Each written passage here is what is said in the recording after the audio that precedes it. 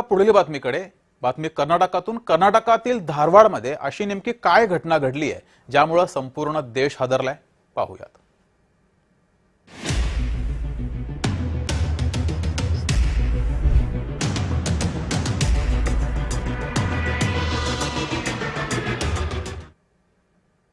तर कर्नाटकातील धारवाड येथे एका धक्कादायक घटना घडलेली आहे।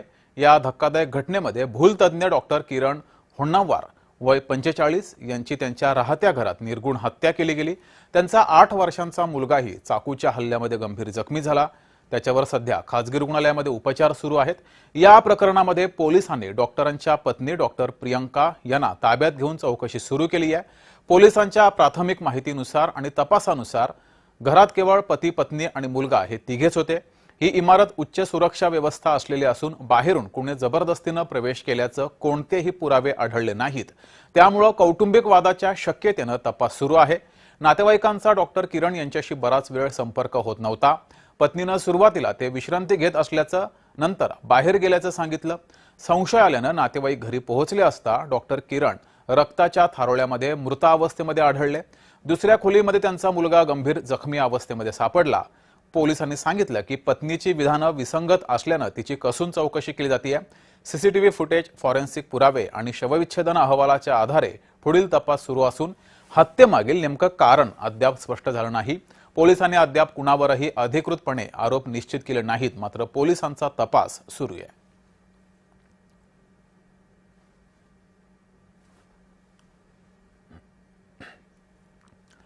तर चेतन अग्रवाल हत्याकांड असो किंवा धारवाडचं हे ताजं प्रकरण, यामध्ये कौटुंबिक हिंसा आणि नाती अयशस्वी होणं हे समान दुवा आहे।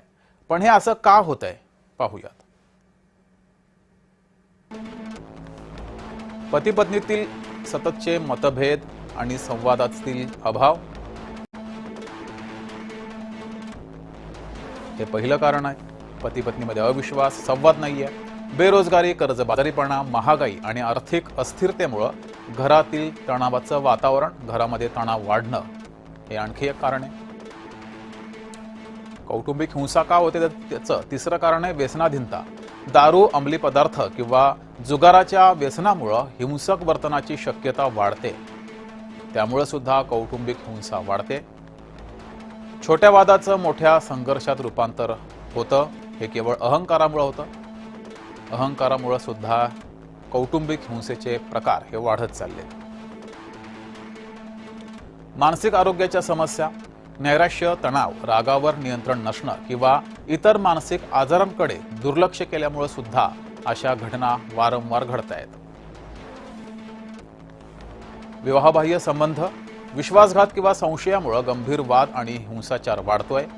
विवाहबाह्य संबंध हे त्यासाठी एक महत्त्वाचं कारण आहे। संयुक्त कुटुंबाचं विघटन, मोठ्यांचा हस्तक्षेप किंवा आधार कमी झाल्यानं वाद थेट हिंसेपर्यंत पोहोचतोय। बऱ्याच ठिकाणी तिघांचंच कुटुंब असतं, चौघांचंच, आजी आजोबा करत नसतात, त्यामुळे ही हिंसा अधिक वाढलेली आहे। सोशल मीडिया हे एक अतिशय महत्त्वाचं कारण आहे। सततची तुलना, डिजिटल व्यसन आणि संशय वाढणं, सोशल मीडियामुळे सुद्धा हे प्रकार घडतायत। कौटुंबिक हिंसा वाढली आहे।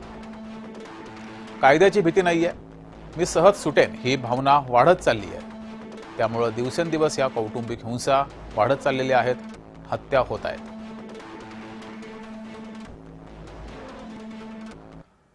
तर या प्रकरणामध्ये मानसोपचार तज्ञांनी काय म्हटलंय ते पाहूयात। एक प्रकारची भावनिक ॲपथी आहे। भावनिक कोणत्याच भावना उचंबळून येत नाहीत, पश्चात्तापाच्या भावना नाही आहेत, कसल्याच भावना नाही आहेत। याचा अर्थ असा की या व्यक्तीने जी गोष्ट केली याचं त्या व्यक्तीला तरी भान आहे का असा प्रश्न पडतो। अर्थात ही फक्त जर-तरची गोष्ट आहे। याचा अर्थ असा की प्रत्यक्षात त्या व्यक्तीचा तपास केल्याशिवाय, या गुन्ह्याचा पूर्णपणे छडा लावल्याशिवाय आपण काही निश्चित सांगू शकत नाही। परंतु अशी घटना अशक्य नाही। दुसरी गोष्ट अशी की अशा वेळेला काहीतरी कन्क्लुजन काढून कुटुंबाला वाईट ठरवण्यापेक्षा या गोष्टीचा पूर्णपणे मानसिक अभ्यास करून मगच याच्यावरती कारवाई केली जावी, हे जाणणं खूप महत्त्वाचं आहे। अर्थात तरीही आपल्या समाजामध्ये इतकी अस्वस्थता वाढलेली आहे, कुटुंबामध्ये इतक्या प्रकारचं तणावपूर्ण वातावरण निर्माण झालेलं आहे की त्यामुळे आपण काय करतो आहोत, कशाकरता करतो आहोत आणि आपल्या या कृत्याचा काय परिणाम होऊ शकेल या गोष्टीची जाणही निर्माण राहिलेली नाही आहे किंवा त्याचं भानही राहिलेलं नाही आहे. तरी परिस्थिती अतिशय वाईट आहे.